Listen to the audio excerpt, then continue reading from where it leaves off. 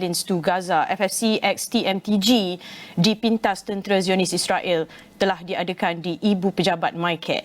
Nah, kita terus saja bersama Datuk Seri Kamal Nasharuddin Mustafa, Pengerusi MyCare, dan juga Kamarul Zaman Syahrul Anwar, iaitu Ketua Pegawai Eksekutif MyCare. Press statement saya pada hari ini, pada pagi ini, tengah hari 9 kapal misi Freedom Flotilla Coalition telah dirampas Israel. Kesemua 9 buah kapal misi Freedom Flotilla Coalition telah dirampas secara haram oleh Israel, termasuk 9 delegasi Malaysia, 8 orang di atas kapal Conscience dan seorang delegasi Malaysia di atas kapal Sa'ad. Kira-kira jam 10.50 pagi waktu Malaysia.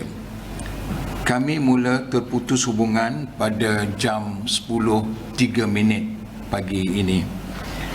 Kapal pertama Sunbird di bawah Thousand Medlin to Gaza TMTG telah ditangkap dalam lingkungan titik 120 batu nautika, diikuti 8 buah kapal yang lain termasuk Conscience. Kapal terakhir yang dipintas ialah Sa'ad.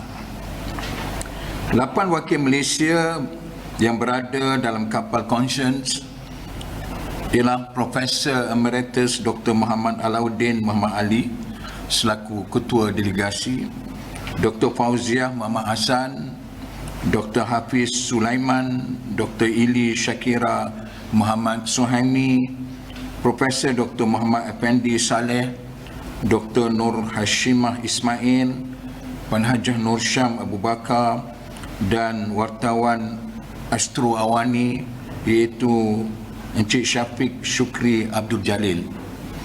Sementara itu, Doktor Perubatan Dr. Maziah Muhammad berada di atas kapal Sa'ad. Pihak MyCare mengecam sekeras-kerasnya tindakan provokatif dan melanggar undang-undang antarabangsa. Tindakan merampas kapal yang membawa bantuan kemanusiaan, termasuk bantuan perubatan untuk rakyat Gaza, ini adalah satu perbuatan yang tidak berasas dan mencabuli hak asasi manusia serta maruah kemanusiaan sejagat. Saya juga ingin bagi mewakili MyCare merakamkan penghargaan yang setinggi-tingginya